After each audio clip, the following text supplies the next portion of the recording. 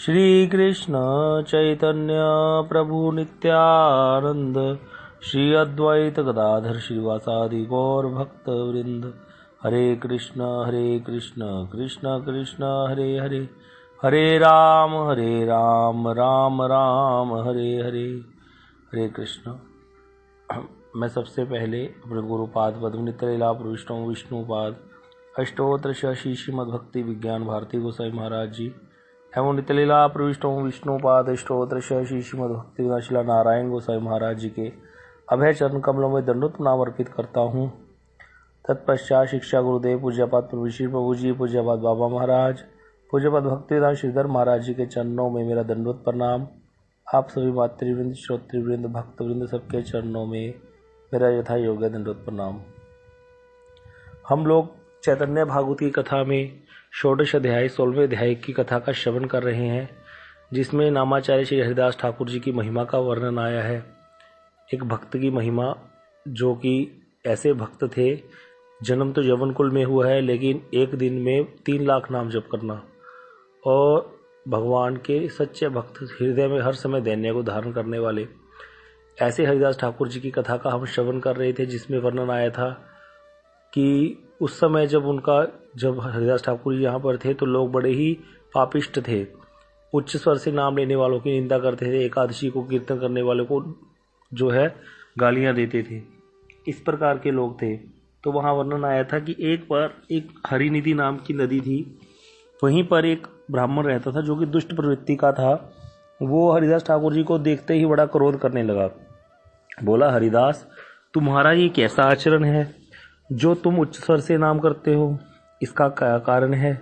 अरे मन मन में नाम जप करना चाहिए, यही धर्म है। उच्च स्वर से नाम कर लेना किस शास्त्र में कहा गया है? किसकी शिक्षा से तुम उच्च स्वर से नाम करते हो? यह तो पंडितों की सभा है, इसमें बोलो। तब हरिदास ठाकुर जी बोलते हैं, इस विषय का जितना तत्व और हरिनाम जी का जो महत्व है, श्री हरिनाम का, वह सब आप लोग जानते हैं। आप सब लोगों के मुख से सुनकर मैंने जो कुछ जाना है वही आपके मुख सन्मुख कहता हूं और कहता रहूंगा। क्योंकि उसने हरिदास ठाकुर जी को चैलेंज किया है यहाँ पे कि उच्च स्वर से नाम लेना चाहिए, किस शास्त्र में लिखा है। तो यहाँ पे हरिदास ठाकुर जी कहते हैं, उच्च करी लैले शतगुण पुण्य है, दोष ताना कहे शास्त्रे गुण से वर्णे। कि उच्च स्वर से नाम लेने पर 100 गुना अधिक पुण्य होता है। इसमें शास्त्रों ने दोष तो कुछ नहीं बताया है, हाँ गुण अवश्य वर्णन किए हैं। क्या गुण वर्णन कर दिया कि अगर कोई व्यक्ति अकेला बैठ करके नाम जपेगा, हरे कृष्ण कृष्ण कृष्ण हरे हरे, हरे राम राम राम हरे हरे, तो उसको इस प्रकार अगर 108 बार जप लेता है तो उसको 1 माला का फल मिलेगा।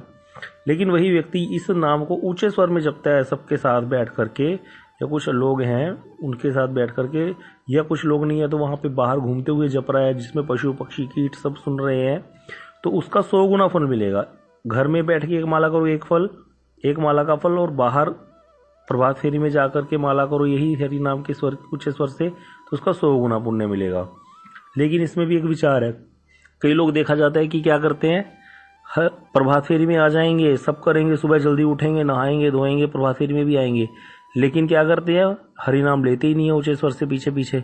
जो व्यक्ति गा रहा होता है माइक लेके, वो बेचारा अपना गला फाड़ता रहता है, लेकिन उसके पीछे कोई बोलता ही नहीं है। कई बार ऐसा भी देखा जाता है, कहीं कहीं हमने देखा है ये बात, तो ये गलत है। जितने भी लोग पीछे चल रहे हैं उनको व्यर्थ की बातें छोड़ करके हरिनाम करना चाहिए, पीछे जो गा रहा है उसके पीछे पीछे गाना चाहिए। एक और देखी गई चीज़ वो ये कि जो लोग हरिनाम करने लग जाते हैं माला पे, कई बार वो कहीं चले भी जाएं ऐसे प्रभात फेरी में, तो वो अपनी माला नहीं छोड़ते।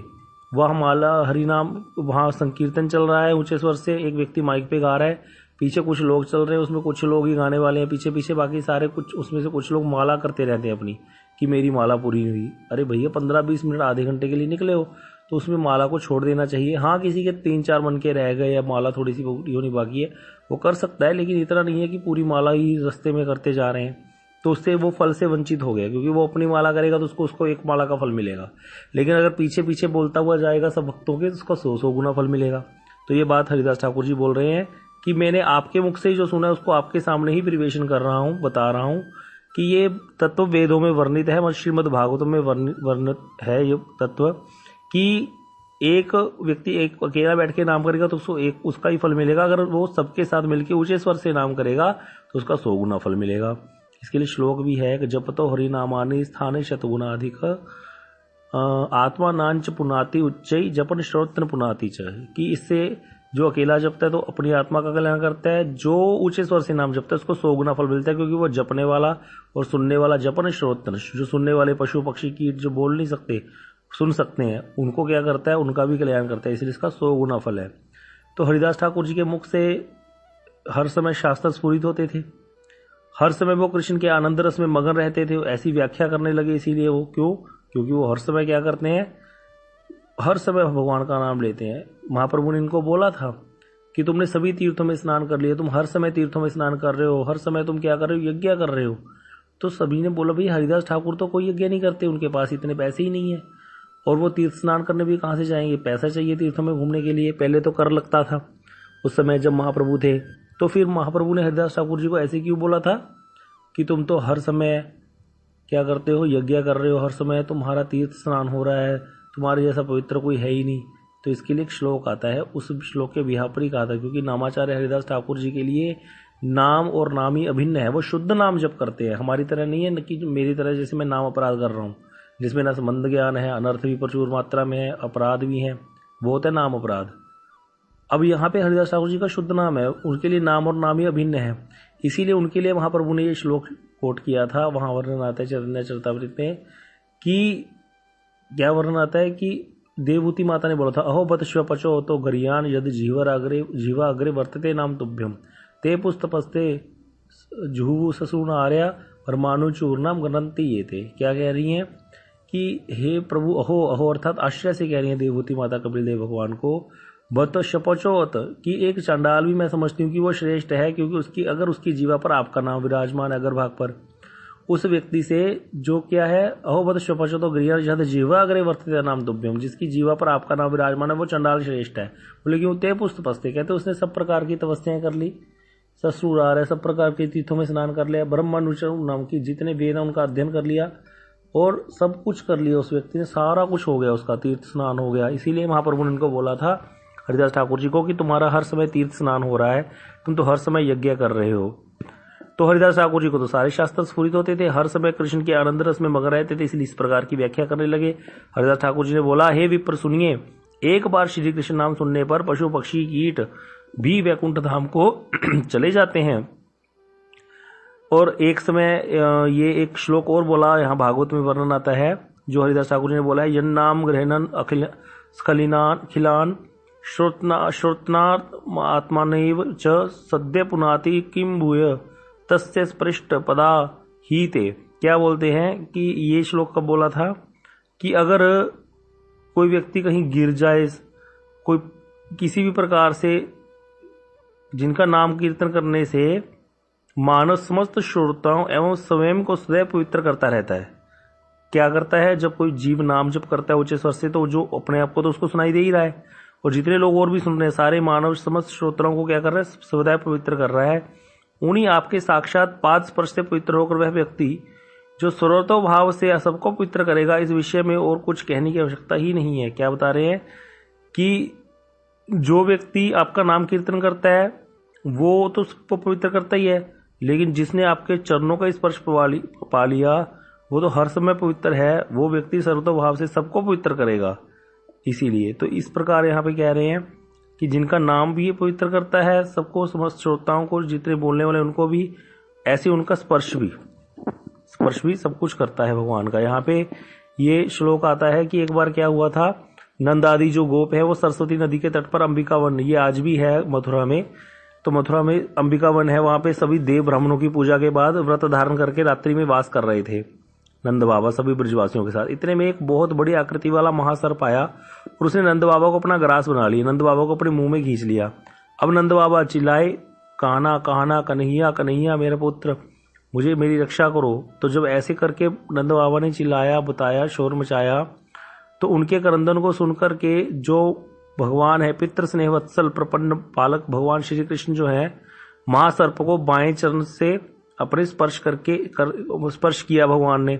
जब भगवान के स्पर्श पाते ही उसने वो सर्प का शरीर त्याग दिया और बहुत ही सुंदर विद्याधर का रूप धारण कर लिया, और भगवान से आदेश प्राप्त करके अपने पूर्वजनों का इतिहास वर्णन करते हुए उसने अपने स्थान को गमन करने को तत्पर हो गया और स्तवन करते करते वो क्या हुआ, इस प्रकार से चला गया। क्या बता रहे हैं कि जैसे ही भगवान ने स्पर्श किया तो उस सर्प ने क्या किया, विद्याधर का रूप धारण कर लिया। एक विद्याधर था जो कि इस प्रकार से सर्प बन गया था एक ऋषि के श्राप से।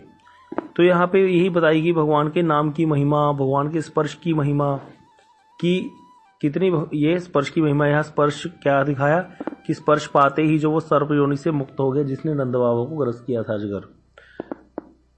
अब यहाँ पे हरिदास ठाकुर जी कहते हैं पशु पक्षी कीट आदि बोलिते न पारे, सुनी ले हरिनाम तारा सब तारे। कि पशु पक्षी कीट पतंगे जितने भी हरिनाम बोल नहीं सकते, ये तो कृष्ण कृष्ण नहीं बोल सकते, लेकिन ये सुन तो सकते हैं। बोले सुनकर ही उद्धार पा लेते हैं, अपना उद्धार कर लेते हैं। बोले फिर आगे बोलते जपिले से कृष्ण नाम आपनी से तरे, उच्च संकीर्तने परोपकार करे।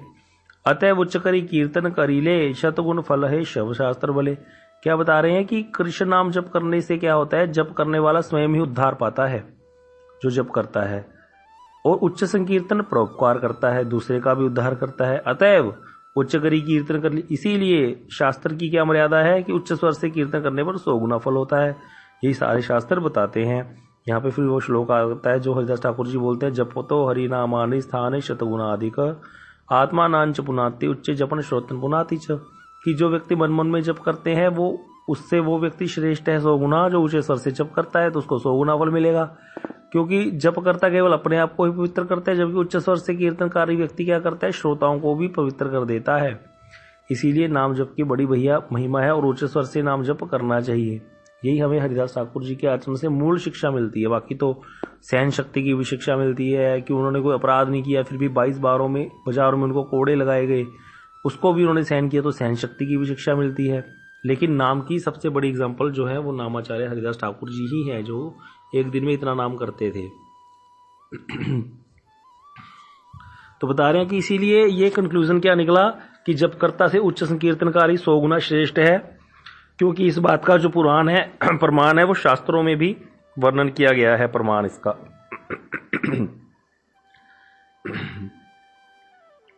अब बताते हैं हरिदास ठाकुर जी की, हे विप्र मन लगाकर इसका कारण सुनिए। जप करके लोग केवल अपना पोषण करते हैं, लेकिन जो गोविंद का उच्च संकीर्तन करते हैं उसे सुनकर जीव मात्र मुक्ति प्राप्त करता है। इसीलिए ये व्यक्ति ज्यादा परोपकारी है जो उच्च स्वर से संकीर्तन करता है। सब प्राणियों की जीवा होने पर भी मनुष्यों के अतिरिक्त अन्य जीव कृष्ण नाम का उच्चारण नहीं कर सकते हैं। जिसको यही बात समझ में आ गई वो ही बहुत सीरियस हो जाएगा कि भैया मनुष्य जन्म मिल गया, इसका लाभ लो। क्यों? क्योंकि कहते हैं अन्य प्राणियों की भी तो जीवा है, कुत्ते के भी जीव है, हाथी के भी जीव है, सबके जीव है मुंह में। तो वो जीव होते हुए भी वो कोई भगवान का नाम उच्चारण कर सकते हैं? नहीं उच्चारण कर सकते। हम मनुष्य उच्चारण कर सकते हैं, इसीलिए मनुष्य योनि बड़ी ही दुर्लभ है। अब बता रहे कि जिस कार्य में व्यर्थ जन्म वाले जीवों का भी सहज निस्तार हो रहा है, तो बताइए उस कार्य के करने में क्या दोष है? कौन कह रहे हैं? हरिदास ठाकुर जी कह रहे हैं कि जिस कार्य से व्यर्थ जन्म वाले जीवों का भी सहज निस्तार हो रहा है, कि जिन्होंने व्यर्थ जीवन जिया, अर्थात कुत्ते बिल्ली जो भी ये सारे सुअर आदि हैं, इन जीवों का भी निस्तार हो रहा है किस कार्य से? उच्च स्वर से कीर्तन करने से। तो बोले उच्च स्वर कीर्तन करने से दोष क्या है? जब इनका भी उद्धार हो रहा है, अपना भी उद्धार हो रहा है, तो उसका तो फायदा है, 100 गुना फल मिल रहा है। कोई व्यक्ति केवल अपना पोषण करता है और कोई सहस्त्रों व्यक्तियों का पोषण करता है। आप ही बताओ इसमें कौन श्रेष्ठ है? तो आप अपने मन में विचार करिए। हरिदास ठाकुर जी ने उन लोगों को बोला जो ब्राह्मणों की सभा थी कि इसमें दोनों में कौन बड़ा है? इसी अभिप्राय से कहते हैं मैं उच्च संकीर्तन करता हूं क्योंकि उच्च संकीर्तन 100 गुना श्रेष्ठ है। ये बात कौन बोले? हरिदास ठाकुर जी बोल रहे हैं उस ब्राह्मणों की सभा में सबको ब्राह्मणों को कि उच्च संकीर्तन में ही श्रेष्ठ है। यही कंक्लूजन निकला है। अब हरिदास जी के वचनों को सुनकर वो विप्र बड़ा ही क्रोधित हो गया और बड़े ही दुर्वचन शब्द बोलने लगा, गलत शब्द बोलने लगा। बोलता है अब यह हरिदास भी दर्शन शास्त्र का कर्ता हो गया है। दिखाई देता है कि इसी प्रकार धीरे धीरे वेद पथ का नाश होगा। सुना जाता है कि कलयुग के अंत में शूद्र वेदों की व्याख्या करने लगेंगे, किंतु अंत में ही क्या, हम तो अभी देख रहे हैं। उसने ऐसा क्यों बोला हरिदास ठाकुर जी को? क्योंकि उनका जन्म क्या है, नीच कुल में हुआ है, यवनों में हुआ है, इसीलिए वो उनको हीन समझता है। लेकिन उसको ये नहीं पता कि भक्त जो है वो जाति पाति जन्म कहाँ हुआ, इन सब चीज से परे होते हैं। वो बात उसको पता नहीं है। इसीलिए वो क्या कह रहा है हरिदास ठाकुर जी को कि हाँ देखो, सुना था कि कलयुग में अंत में शूद्र वेदों की व्याख्या करेंगे, अब देख लिया। क्योंकि ये शूद्र हमें सिखा रहा है कि शास्त्र में क्या लिखा है। अब वो चिढ़ गया और गालियां देने लग गया। इस प्रकार बोल रहा था। अब बता रहा है अपने को इस प्रकार प्रकाशित करके यह घर घर में उत्तम उत्तम भोग द्रव्य खाता फिरता है। कौन बोल रहा है? वो विप्र बोल रहा है कि ये इस प्रकार अपने आप को प्रकाशित करता है कि हाँ मैं बहुत शास्त्रों के अनुसार चल रहा हूँ, उच्च स्वर से कीर्तन कर रहा हूँ, लोगों को बड़ा अट्रैक्ट करता है और फिर घर में जाके बड़े अच्छे अच्छे पकवान खाता है।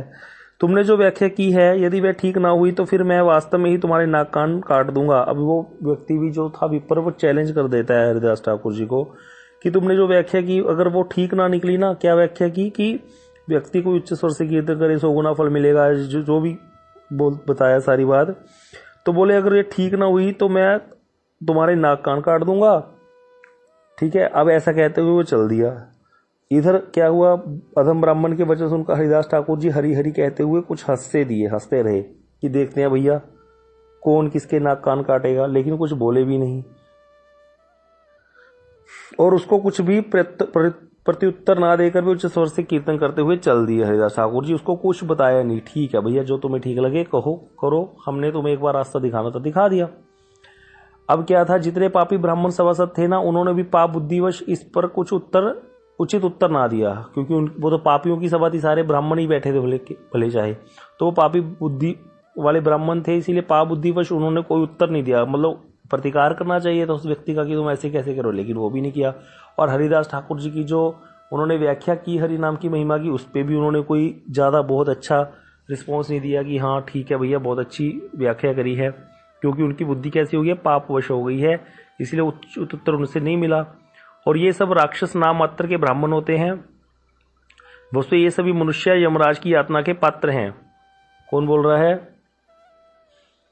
ये एक तरह से या तो वृंदावन दास ठाकुर जी बोल रहे हैं, क्या कह रहे हैं कि जितने भी ये ब्राह्मण है वो क्या है, राक्षस नाम मात्र के ब्राह्मण है, राक्षस हैं नाम मात्र के ब्राह्मण है। ठीक है, और यही मनुष्य यमराज की यातना के पात्र हैं, इनको यमराज की तरफ से दंड मिलेगा, क्योंकि सारा जीवन इन्होंने कोई भजन ही नहीं किया। कलयुग में राक्षस लोग सज्जनों की हिंसा करने के लिए विप्र ग्रह में जन्म लेंगे। ये एक श्लोक है, कलयुगे राक्षसा कलिमाश्रित्य जायन्ते ब्रह्मयोनिषु उत्पन्ना ब्राह्मण कुले बाधन्ते श्रोत्रियान कृशान।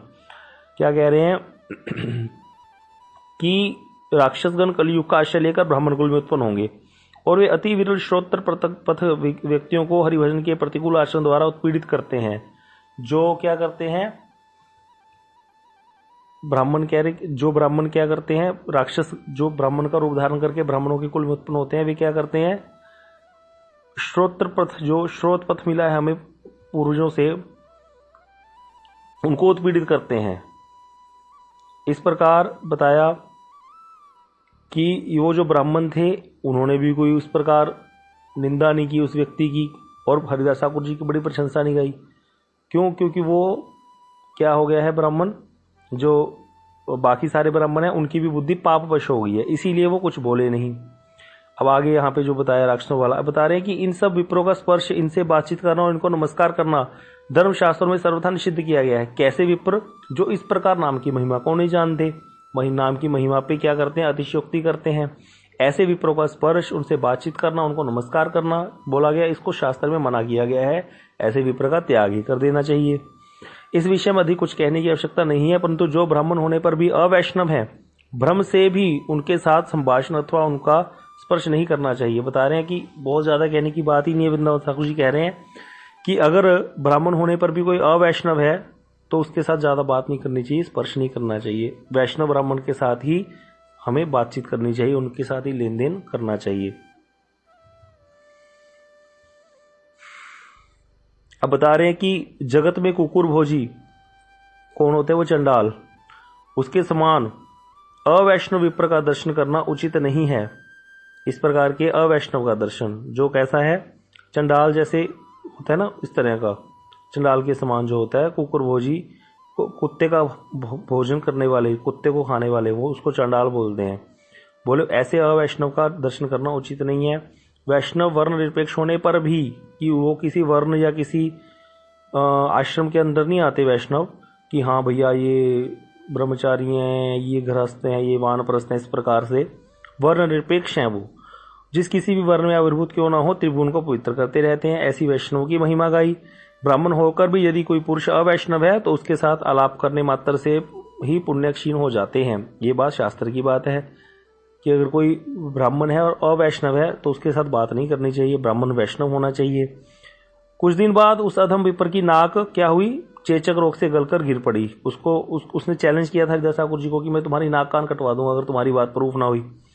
वो तो वहां से तो चला गया, हरिदास ठाकुर जी हंस दिए, वो तो सब जानते थे, अंतर्यामी है, तो इसीलिए हरिदास ठाकुर जी उस समय तो कुछ नहीं बोले, लेकिन कहते अपने आप ही क्या हुआ, उस विपर की नाक अपने आप ही 7 दिन में गल के गिर पड़ी, क्योंकि उसने क्या किया था, एक भक्त के साथ तू ता की, उसके साथ मतलब क्या किया, उसकी बात को समझा नहीं, माना नहीं।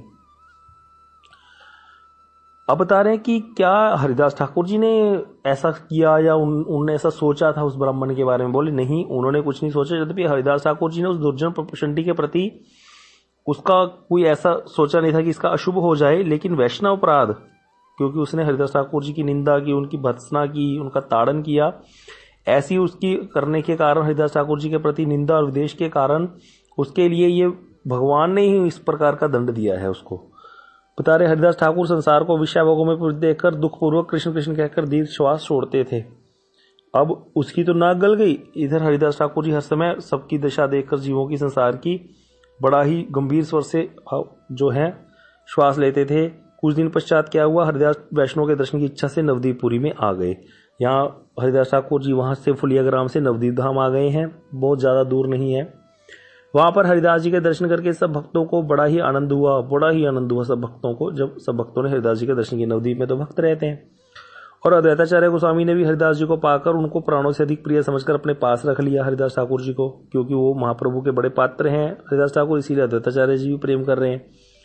इस प्रकार सारे वैष्णव की हरिदास ठाकुर जी के प्रति बड़ी प्रीति थी और हरिदास जी भी सबके प्रति बड़ी भक्ति रखते थे। और पाषंडी लोगों में बोले जितनी भी वाक्य ज्वाला होती थी पाषंडी लोगों से, उसकी चर्चा भी आपस में करने लगे पाषंडी लोगों से, जितनी भी वाक्य ज्वाला, क्योंकि पाषंडी लोग तो बहुत गलत बोलते थे, भाई ऊंचे स्वर में नाम करने से क्या हो जाएगा, तुम्हें कोतवाल आके पकड़ लेगा एक दिन, इस प्रकार कुछ बोलते थे। बोले वो चर्चा भी वो आपस में मिलकर के सभी भक्त करते थे। सभी भक्त गीता एवं भागवत लेकर उस पर निरंतर आपस में विचार विमर्श करते थे। क्या विचार विमर्श करते थे, अगर यहाँ ये बात लिखी है तो इसका अर्थ ये हो गया, नई नई बातें निकालना शास्त्र में से बड़ा अच्छा होता है।